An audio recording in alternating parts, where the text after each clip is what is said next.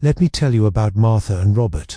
Married for 51 years, 3 grown children, 6 grandchildren, a paid-off house, stable retirement incomes. From the outside, everything seemed perfect. But when I sat down with them one Sunday afternoon, Martha looked at her husband and said something that gave me chills. If I could go back in time, I would change just one thing. And that one thing would have completely transformed these 51 years. Robert lowered his eyes. He knew exactly what she was talking about. And here's the most striking part. I'm not just talking about Martha and Robert. I've interviewed over 300 couples over 70 in the past 2 years. People from different cities, social classes, completely different life stories. And I discovered a disturbing pattern. All of them, absolutely all of them, share the same regret. Before I reveal what this regret is, I need you to understand something. I'm not talking about trips they didn't take. I'm not talking about careers they didn't pursue. I'm not talking about bigger houses or better cars. I'm talking about something much deeper, something that silently corrodes, something that steals decades of peace, complicity, and emotional security. When I asked Helen, 73 years old, married for 48 years to Paul, she summarized it like this: we wasted 35 years pretending everything was fine, pretending we didn't need to talk about that. And now, at 73, I'm racing against lost time. That word came up in almost every interview. That thing nobody wants to touch. That thing that's always put off for later. That thing that seems too uncomfortable. And you know what the real problem is? Most couples believe they're protecting the relationship by avoiding that conversation. But in reality, they're destroying the foundations of trust, transparency, and true partnership. I've seen strong marriages crumble, not because of lack of love, but because of lack of courage to be vulnerable about something society taught us to hide. And the cruel irony, the longer you wait, the heavier the consequences become. So I'll get straight to the point. The biggest regret of couples over 70 is not having talked openly about money and about their financial future when they still had time to act. That's right, it's not romantic, it's not poetic, it's not what appears in movies or love songs, but it's the brutal truth I heard over and over again. From couples who reached their 70s and 80s, wishing they could turn back the clock. Let me be even more specific. It's not just about talking about money. It's about not having built, together, a vision for financial independence. It's about not having created a joint strategy for a smart retirement. It's about having left the most important decisions about the future to chance, to omission, to fear of conflict. Thomas, 76, told me something I'll never forget. I spent 40 years thinking I was protecting my wife by not worrying her about finances. I handled everything. The investments, the bills, the planning. I thought I was being a good husband. He paused, his eyes filling with tears. Last year, I had a stroke. For 3 months, I couldn't speak or write clearly. And Margaret, my Margaret, didn't know where our money was. She didn't know our passwords. She didn't know which investments we had. She didn't even know how much we had in the bank. I saw the terror in her eyes, and I realized that for 40 years, instead of protecting her, I was preparing her to be completely lost without me. This destroyed me, because Thomas isn't an isolated case. In our generation, in our parents' generation, there was this idea that one person in the couple should handle the finances, usually the man, and the other person would just trust. But here's what nobody tells you. This isn't partnership. This is a time bomb. I want you to imagine something with me. Imagine you're 72 years old, you've lived a full life, you've raised children, you've built a career, you've overcome challenges, and then, suddenly, your partner, the person you've shared your life with for 5 decades, is gone. Or they're sick and can't communicate, or they're suffering from dementia and can no longer remember where things are. And you realize, in absolute panic, that you have no idea how to access your own financial life. You don't know the passwords. You don't know which bank accounts exist. You don't know if there's life insurance. You don't know what investments you have. You don't know if there are debts. And worse, you don't know what your partner's wishes were. This is the nightmare that dozens of people over 70 described to me. And the most painful part, it could have been completely avoided with a single conversation. Just one. But that conversation never happened because it seemed uncomfortable. Because it seemed like it could wait. Because no one wants to think about death, illness, or dependency until it's too late. And this brings me to an important question I want to ask you right now. Have you and your partner already had this conversation? Have you sat down, looked each other in the eyes, and talked openly about where your money is, what your financial goals are as a couple, what you would do in a crisis, what your dreams are for the next 20, 30 years? I want you to leave in the comments, yes or not yet. No judgment, just honesty, because if the answer is not yet, you're in the majority, and that needs to change. Leave your answer in the comments right now. This will help other people realize they're not alone in this. Now, I know what you might be thinking. Okay, I understand this is important, but how do I start this conversation without it seeming morbid, without creating conflict, without my partner thinking I'm pessimistic or distrustful? This is the question I heard most. And the answer is simpler than you think, but it requires a mindset shift. You need to reframe this conversation. This isn't a conversation about death. It's a conversation about life together, about building a future where you're both prepared, protected, and aligned. Let me share how Dorothy and William did it. They're both 68, married for 42 years, and for 40 of those years, they never talked about money. William handled everything. Dorothy trusted, until one day, Dorothy read a story similar to Thomas's, and something clicked. She went to William and said, "Honey, I love you, and I trust you completely, but I realized I'm not being a good partner. Because if something happens to you tomorrow, I'll be lost. And if something happens to me, you won't know what my wishes are. I don't want to talk about this because I'm scared or distrustful.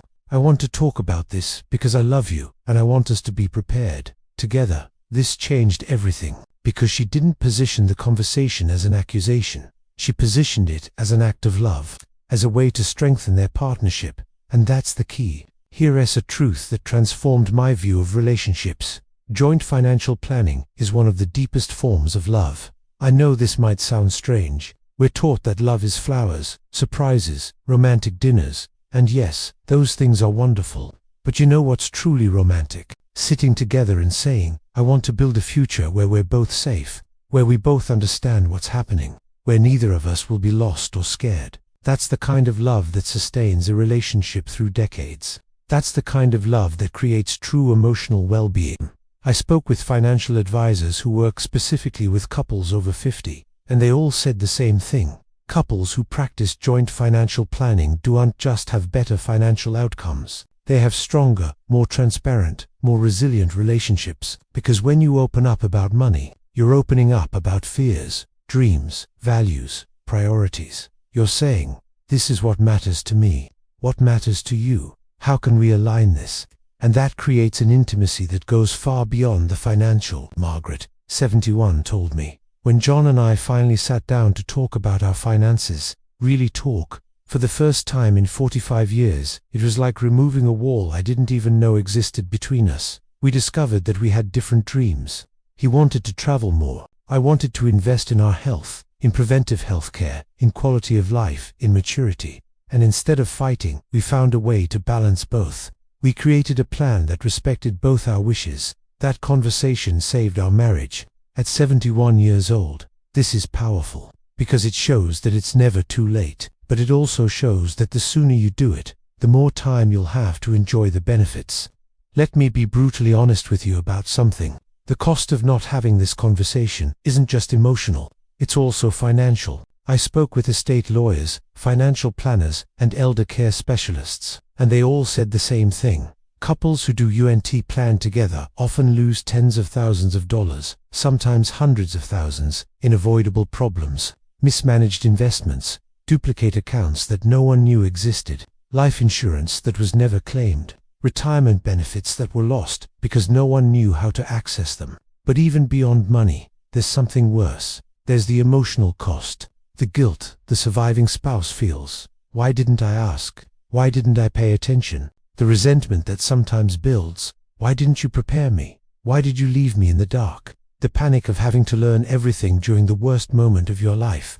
Richard, 79, described it to me this way: "When Susan died, I was devastated. I couldn't think. I could barely get out of bed. And in the middle of that grief, I had to deal with banks, lawyers, accounts, documents, things I knew nothing about because Susan handled everything. I spent months in a fog, trying to figure out our financial life while trying to process her loss. If we had talked about this before, if we had organized things together, I could have spent those months just grieving, just honoring her memory. Instead, I spent them lost in paperwork and panic. This breaks my heart, because it didn't have to be this way. If this message is resonating with you, if you're realizing that this conversation is essential and you want more people to hear this, I need your help. Leave your like on this video right now, because YouTube's algorithm shows this content to more people when it sees engagement. And I truly believe this message can save relationships. It can save people from years of regret. So if you agree, hit that like button. Let's spread this to more couples who need to hear it. Now, let's get practical. I'm going to give you a concrete, step-by-step roadmap to have this conversation with your partner and to start building true financial independence together. Step 1. Choose the right moment. Don't spring this conversation on your partner out of nowhere during a stressful day. Choose a calm moment, maybe a Sunday morning over coffee, maybe during a quiet walk, a moment where you both are relaxed and can talk without interruptions. Step 2. Frame it as partnership, not criticism. Use phrases like, "I've been thinking about how we can be better prepared together. I love you, and I want to make sure we're both protected. I realized I want to understand more about our financial life so I can be a better partner." This removes defensiveness and opens space for collaboration. Step 3. Start with the basics. You don't need to solve everything in one conversation. Start simple. Where are our bank accounts? What are the passwords, or how can we access them? Do we have life insurance? Where are the documents? What are our main monthly expenses? What investments do we have? Just creating a shared document with this basic information is already a huge step. Step 4. Talk about dreams, not just numbers. This is where financial planning becomes exciting instead of boring. Ask, what do we want the next 20 years to look like? What would a smart retirement mean for each of us? What health goals do we have? How can we invest in preventive healthcare? What legacy do we want to leave? When you connect finances to dreams, everything changes. Step 5. Bring in professional help. Consider talking to a financial planner who specializes in retirement planning, someone who can help you create a strategy for secure investments. Assess if you need life insurance adjustments, and plan for quality of life in maturity. This isn't about being rich, it's about being prepared. Step 6. Make it regular. This shouldn't be a one-time conversation. Make it a habit. Many successful couples schedule a financial date once a quarter, 90 minutes, where they sit together, review their finances, adjust their plans, and check if they're still aligned with their goals. This keeps communication open. It prevents surprises. It builds trust. Now, I want to talk about something that might not seem obvious at first, but it's crucial. Financial planning and health are deeply connected, especially after 50. When you have financial clarity and security, your stress levels drop dramatically. And we know that chronic stress is one of the biggest enemies of longevity and health. Studies show that couples who feel financially secure have better sleep quality, lower rates of depression and anxiety, better cardiovascular health, stronger immune systems, more energy to invest in healthy habits. On the other hand, financial uncertainty creates constant stress that literally shortens your life. But there's more. When you plan together, you can also make better decisions about preventive healthcare. You can budget for regular checkups. You can invest in quality health insurance. You can plan for long-term care if needed.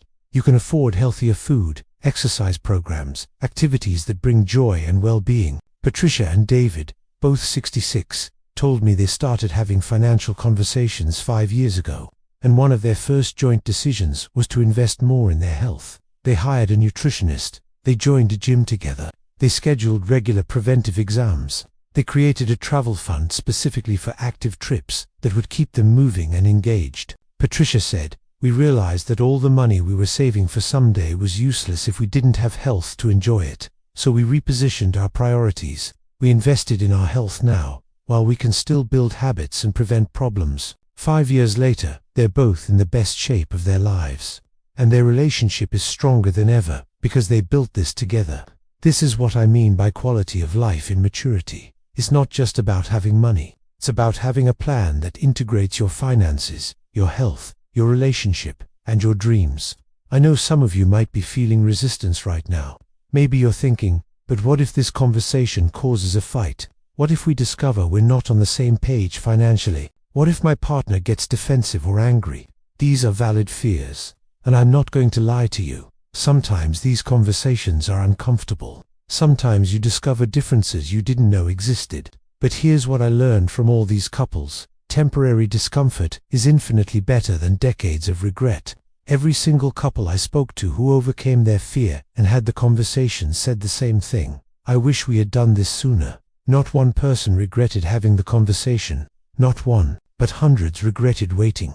Think about it this way. If there's misalignment between you and your partner about finances, that misalignment exists whether you talk about it or not. Ignoring it doesn't make it go away. It just lets it grow in the dark, causing resentment, anxiety, and eventual crisis. Talking about it brings it into the light, where you can actually address it, where you can find solutions together. Yes, it might be uncomfortable for an hour, a day, maybe a week, but that discomfort can save you from years, decades of pain. If you're still watching this, it means this message matters to you.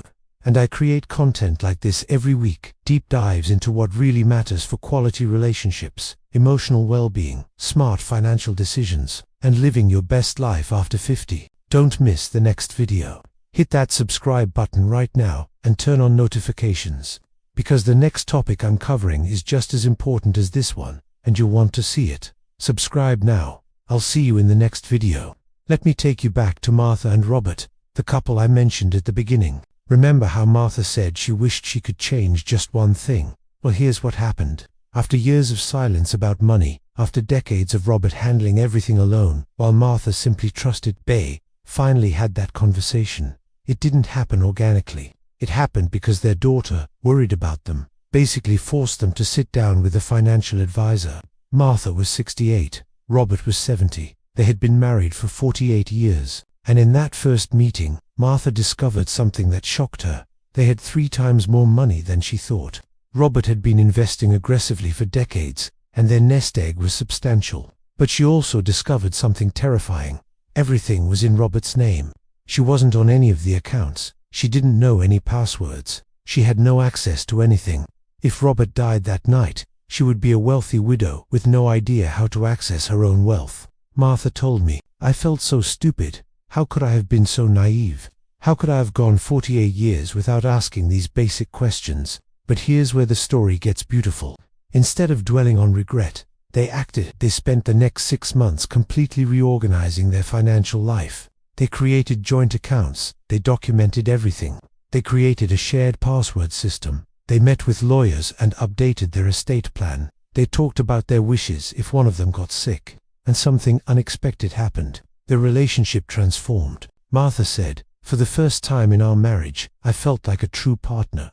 Not just in love, not just in raising our kids, but in everything. I realized that Robert's silence wasn't about control.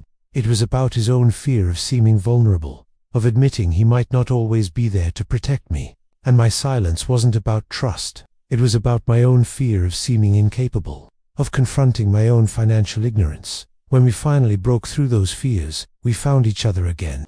At 68 and 70 years old, we fell in love in a completely new way." Robert added, "I feel lighter now. For decades, I carried this burden alone. I thought that's what being a man meant, being the sole protector. Now I realize I was actually burdening Martha too with ignorance, with dependency, with future panic. Now we carry it together, and it's so much easier." 3 years later, at 71 and 73, Martha and Robert are thriving. They travel together, making financial decisions jointly. They've optimized their investments for both growth and security. They've invested heavily in preventive health care. Both have personal trainers, regular medical checkups, and a nutrition plan. They have a clear estate plan that gives them both peace of mind, and most importantly, they have complete transparency and partnership. Martha said, "If I could go back to our wedding day and give my younger self one piece of advice, it would be this: talk about money from day one. Make it as normal as talking about dinner plans. Build your financial life together, transparently. From the very beginning, we lost 45 years. We could have been true partners, but we're not wasting one more day. So let me bring this home.